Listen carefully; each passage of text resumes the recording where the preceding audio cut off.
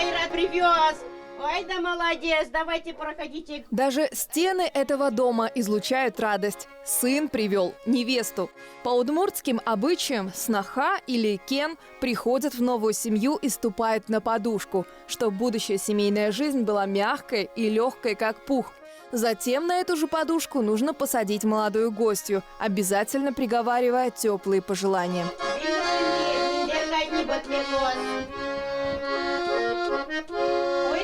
Мистер Палашка, нам она ме билгенагес. Дишатоме.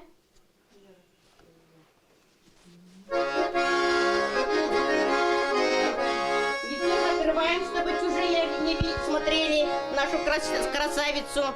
Красный платок – тоже традиция. Поговорить невесте сегодня на празднике будет некогда, да и не положено. Главные герои этого события должны молчать весь день. Первым делом будущую хозяйку дома отправляют за водой. Прям так, с накрытыми глазами. Даже если дома уже есть водопровод, эту традицию удмурты обычно не упускают. Ведут с праздничным коромыслом за святой водой на колодец. Невесте воду набираем, святую первую ведерку. Невеста ее продает. Чистая как невеста, честная как невеста. Невеста чистая как вода. Но закрываем платком, чтобы была чистая, чтобы туда ничего не попало. Второе ведро уже не для обрядов, а для угощения. Самовар сегодня будет кипеть весь день. Всем гостям нужно отведать много чаю. А пока на роднике совершают обязательные ритуалы. Омывают священной водой ноги невесте. Шуресет кепчи метлос, таза метлода, валте медулода, ошмесвука чиста улос метлос. И все гости свадьбы у родника ждут именно этого момента, когда последний ковш будет вылит не в ведро, а на присутствующих. Кому попадет капля воды, весь год будет жить счастливо и в достатке. Вообще удмуртская свадьба – этот праздник не одной семьи, а всей деревни. По улицам несколько недель может гулять вот такой импровизированный поезд под песни и аккомпанемент гармонии.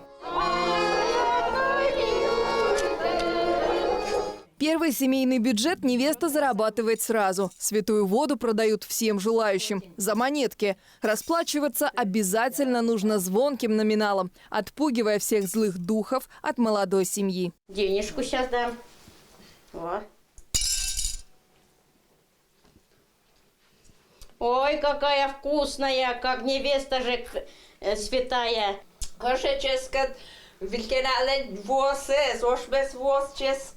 Молодая жена должна продемонстрировать свои хозяйственные навыки и наготовить угощений для всех. Во главе стола непременно стоит каша, которую положено отведать каждому. А уже потом начинаются торги за невесту. Многие удмуртки до сих пор помнят размер своего колыма. 103 рубля, 23 рубля. Копейки. Копейки. 103 рубля, 23 копейки. Ну, еще давали дополнительно еще каких-то животных, да, или нет? Да, дают как бы... Корову, телочку, овечку, гуся дали. Когда Всё торгуются, приданое, да. говорят, вот меня купили за 155 рублей 55 копеек. А там говорят, дорого. А с нашей стороны уже, ой, с невестиной стороны, с моей стороны говорят, мы еще корову вам даем, ну 154, а мы еще вам овечку даем, ну 153, гуся даем, там уже все вот идет вот так, ну нет, 155. Ну все тогда, ладно. Вот так торговались, все равно вышли на эту же сумму 155 рублей 55 копеек. Красивое круглое число, да? Я вот, например, в 71 году замуж вышла. Мне, в общем-то, 50 лет совместной жизни. 30-го было. Меня купили 75 рублей, ну 20 я копеек помню, ну сколько там было, 20 с чем-то копеек, ну 75 рублей.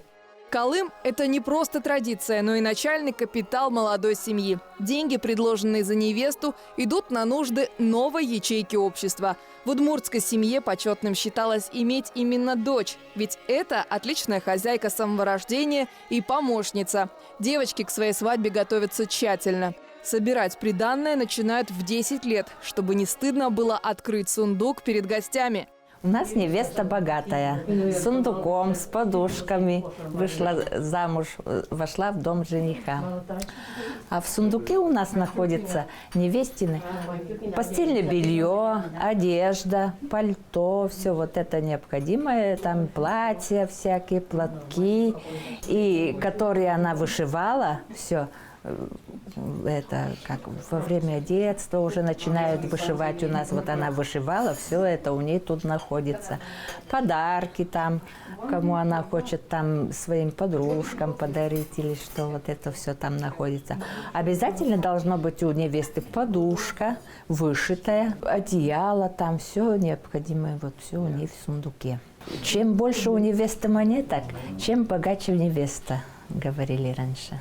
Если серебро звенит, значит счастье в доме будет. Невеста богатая, счастливая и здоровая. Все это.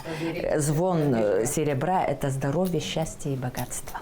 Бракосочетание традиционной удмуртской свадьбы продолжается очень долго и длится по несколько месяцев. Нужно соблюсти все каноны. Ныл-курана – сватовство девушки, ярашона – торжество в доме жениха, сюана – застолье у невесты и переход молодой жены в новый дом. Обычно гуляли свадьбу сразу после сбора урожая, от середины октября до самой Масленицы. Сочетаться узами брака именно в этот период считалось наиболее благоприятной приметой.